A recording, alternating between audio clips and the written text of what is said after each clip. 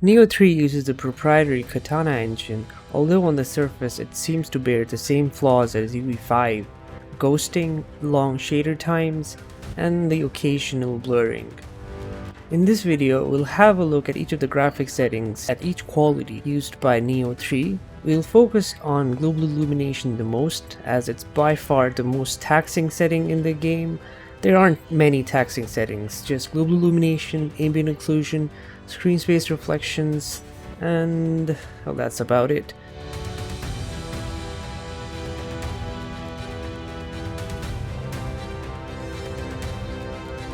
Nioh 3 uses a dynamic GI system much like UE5.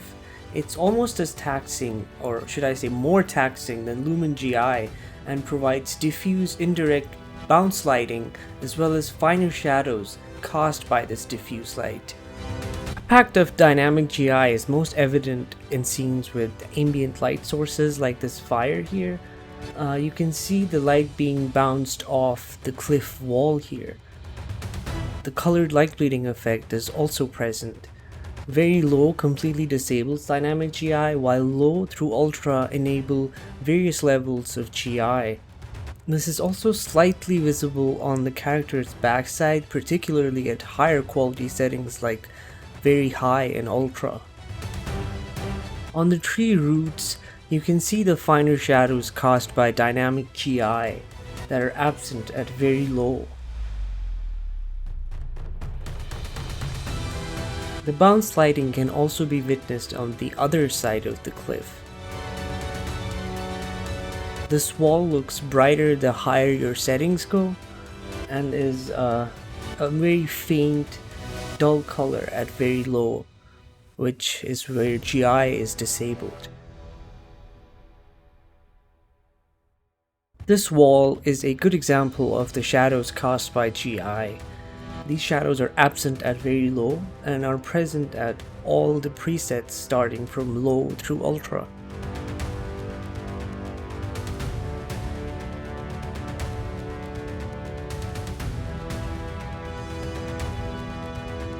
For most scenes, low and standard look and perform almost the same, while high and very high exhibit similar performance and fidelity. Ultra is a step above all the other presets, but comes at a considerable performance cost.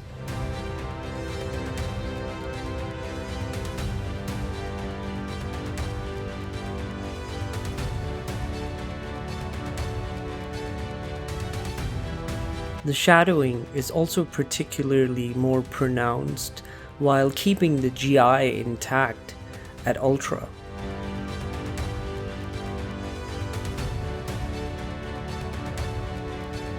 The lower quality presets lose a fair bit of GI to implement the shadowing.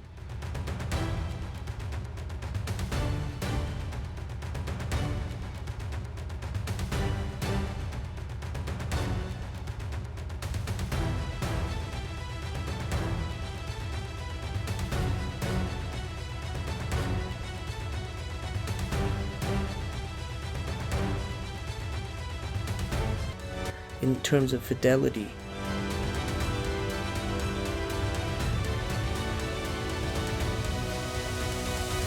this scene proves to be a brilliant comparison of the various GI presets.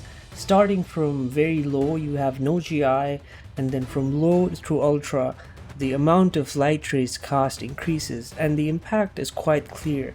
The scene becomes much more brighter and more thoroughly illuminated as you go higher up, with ultra being the absolute best.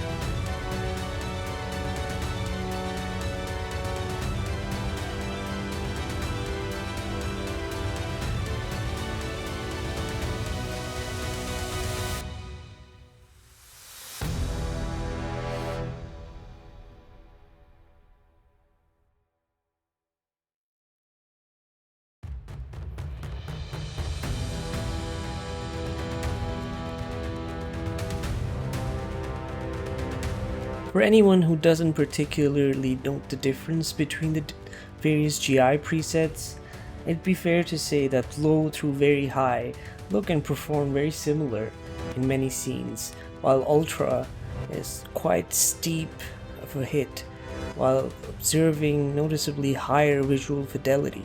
The impact on ambient shadows, however, is relatively less apparent.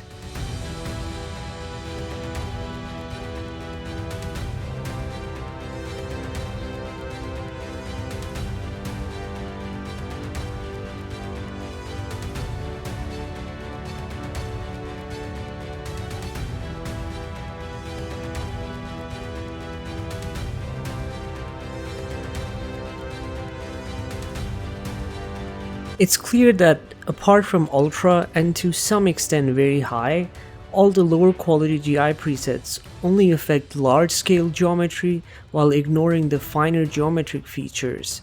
This is most pronounced for the character's face. While ultra and very high do illuminate the face a bit, standard, low, and high don't really do much.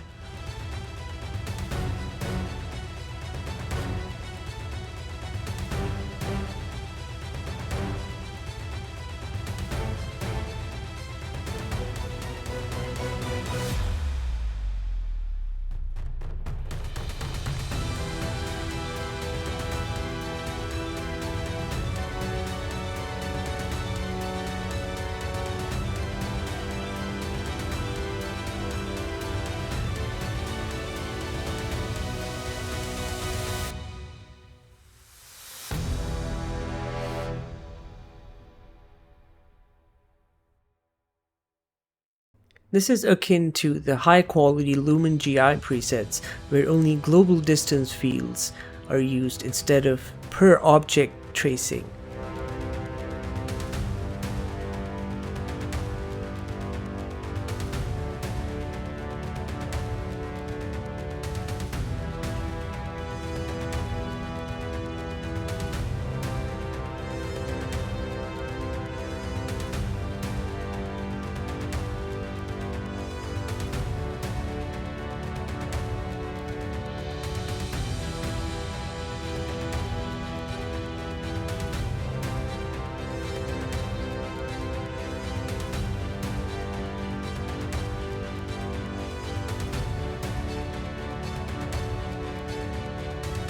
As mentioned, the impact on shadows is minimal. The ambient shadows caused by GI is minimal with GI quality.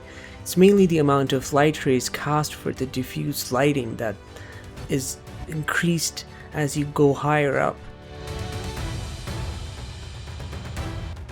Sunlit scenes exhibit similar characteristics with low, standard, and high looking and performing almost the same. Ultra is a step above the rest, with a much higher quality lighting due to the increased ray count.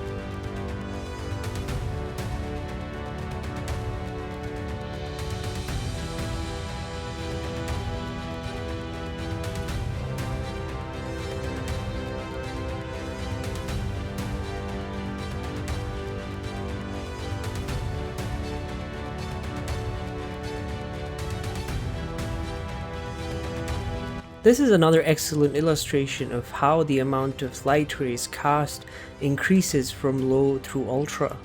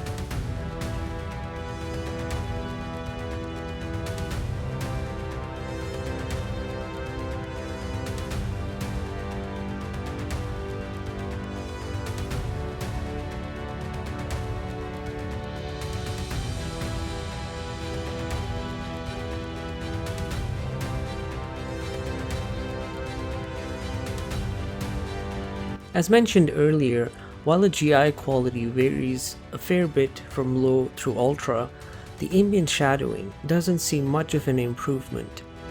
Despite using dynamic global illumination, Nioh 3 also uses screen space ambient occlusion, which is based on the screen buffer. Unfortunately, it looks completely superfluous and doesn't really have a tangible impact on quality while reducing performance by nearly 10%.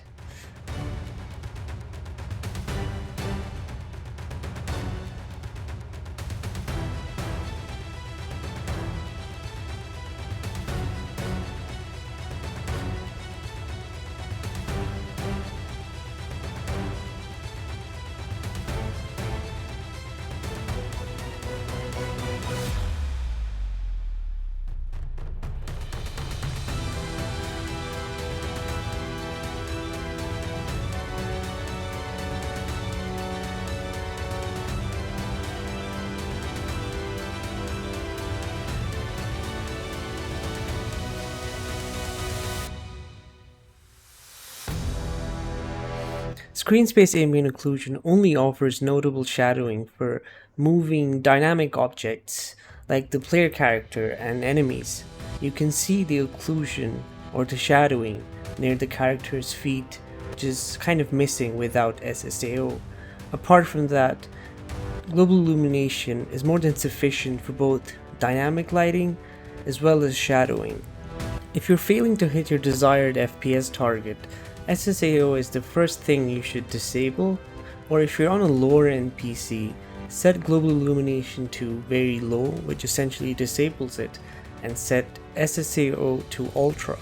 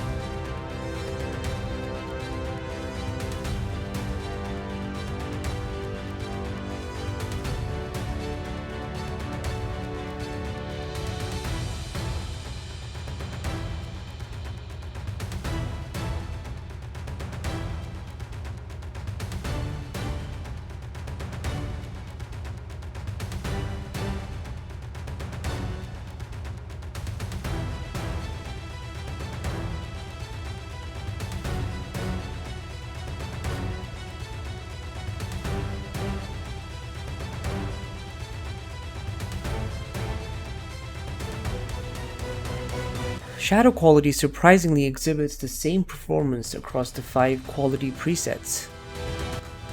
This makes more sense if you look at the shadows. The presets mainly adjust the quality of soft shadows, which is contact hardening. It's either using percentage closer soft shadows or percentage closer filtering.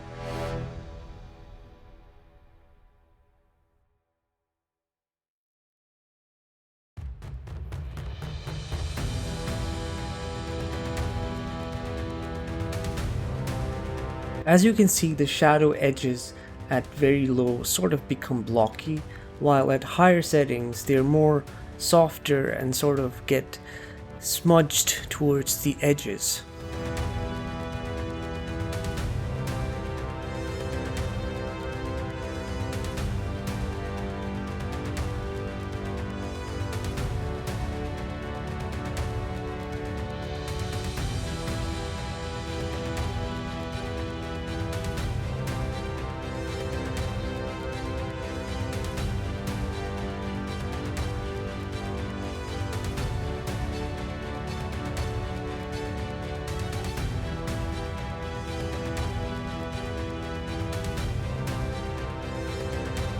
Standard high and ultra quality shadows produce almost the same quality for even the most complex objects.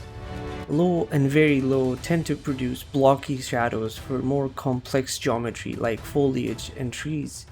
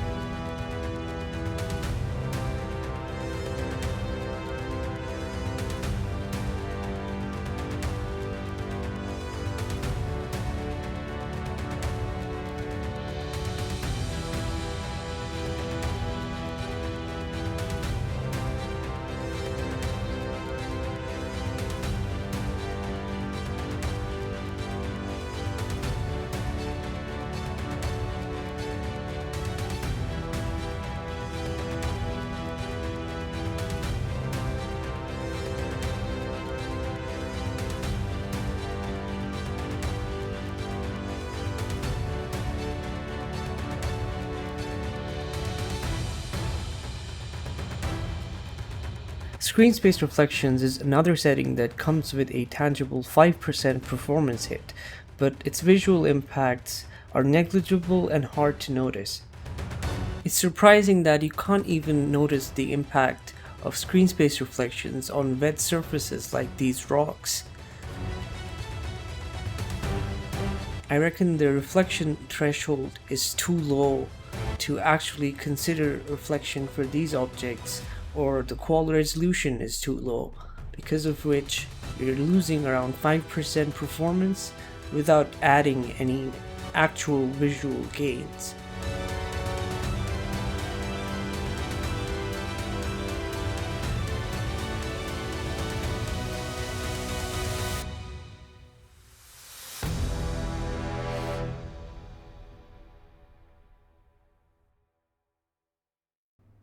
These logs are the only geometry where I could notice the difference between reflections enabled and disabled. They seem to be reflecting some light, and it does have a noticeable impact, but this is the only part of the scene where the difference is noticeable.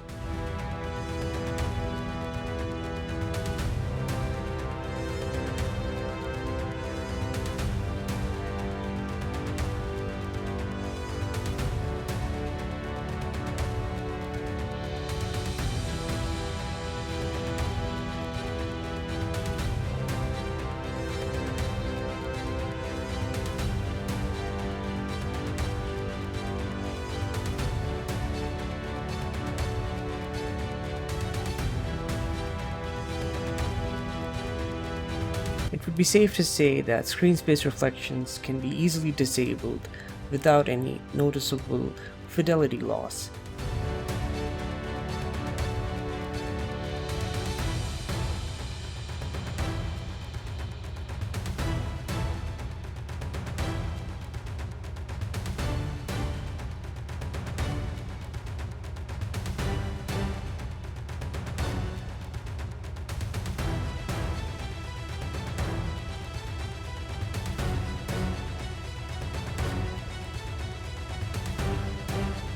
Volumetric Cloud affects the quality of all volumetric effects, including clouds, fog, and light shafts.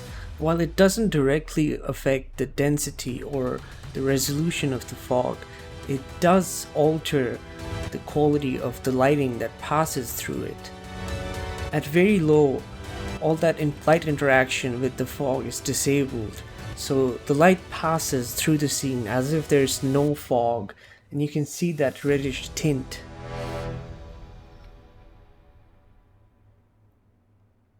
At low standard and high, the fog partially blocks the light and adds a whitish tint to the lighting. Volumetric Cloud comes with a trivial performance impact, so you can just max it out, leave it at high, or if you're slightly short on frame rates, drop it to low. It looks almost the same and is a couple of percent faster. This is a clear example of how the interaction of fog and light affects the general lighting, atmospheric lighting of the scene.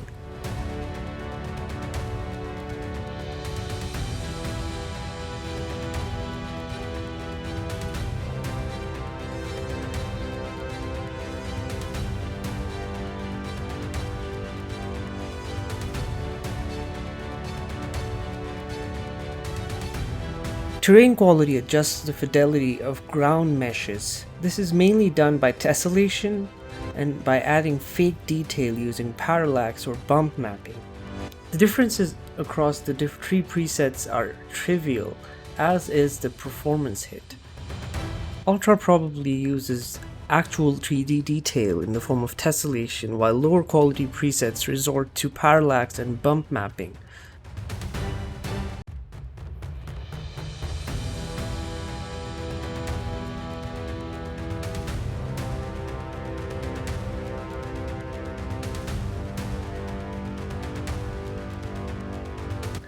Ultra also increases the distance at which parallax mapping or tessellation are used.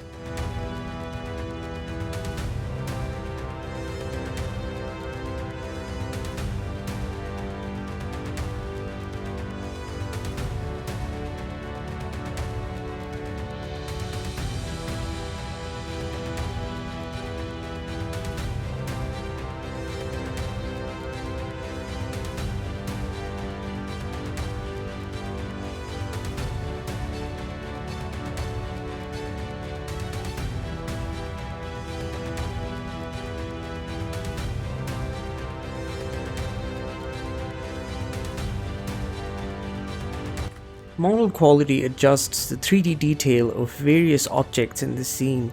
Interestingly, it doesn't quite affect the pop-in rate for these objects. Either way, the performance is largely the same across the 3 presets, so you can just max it out unless you have a very low-end CPU.